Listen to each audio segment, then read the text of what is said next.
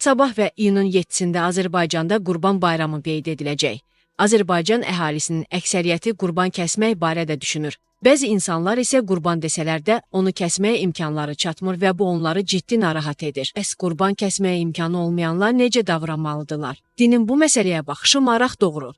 Qurban ibadəti Qurani-Kərimdə yoxdur. Məsələ ilə bağlı Azad danışan şərqşünas alim, ilahiyyatçı Nəriman Qasımoğlu deyib ki, Qurani-Kərimdə qurban kəsimi adına ibadət növü yoxdur. Bu ibadət deyil, ənənədir. Cəmaatda elə bir təsəvvür var ki, bu xüsusi borcdur. İmkanı olmayanlar ümumiyyətlə qurban kəsmək barədə düşünməməlidir. İlahiyyatda ədalət qanunu var. O mənada imkanı olmayanlar heç bir şey etməsinlər. Çünki qurban elə onlara çatmalıdır. Ümumiyyətlə həcdə də bu bir adət halını alıb. Orada kəsilən qurbanlar da gedib ünvanına çatır-çatmır bilinmir. Elə ölkədə qurban kəsilir ki, orada qurban payı veriləsi insanlar yoxdur. Ona görə də bu ətləri başqa ölkələrə göndərməlidirlər. O da ünvandan çatır-çatmır. Bütün bunlar sual doğurur. Ona görə də bu məsələdə xüsusi problemlər yaranır. Əlbəttə, Azərbaycanda kimin imkanı yoxdursa, qurban kəsib kiməsə paylamaq haqda gərək düşünməsin. Qurban yaxın olmaq mənasına gəlir. Yaxın olmağın da minlərlə üsulu var. Kimsə razı salıb doyurmaq da üsullardan biridir. Xüsusi ibadət növü kimi qurban Qurani-Kərimdə qeyd edilməyib. Bu mənada kiminsə ürəyindən keçirsə ki, kimisə doyursun, bunu edə bilər, yaxşı əməldir.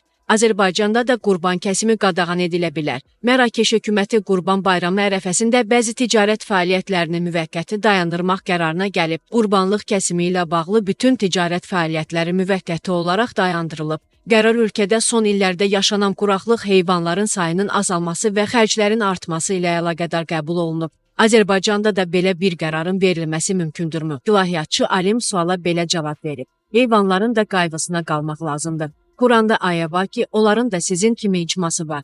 Bu haqda kütləvi heyvan qırğını xoş təəssürat yaratmır. Bu məsələni zamanın öhdəsinə buraxmaq lazımdır. Yavaş-yavaş insanlar mahiyyəti dərk etsinlər. Get-gedə adət-ənənələrdən gələnlərinsə ixtisara salınması vərdişi də yarana bilər. Bu, əslində Quranın tələbi olmadığına görə qurbanın yaxınlaşmanın başqa yolları var ki, onları da həyata keçirmək olar. Mərakeşdə belə bir qanun qəbul edilibsə, düz ediblər. Dövlət cəmiyyətin buna hazır olub-olmadığını nəzərə alaraq müəyyən tədbirlər görür.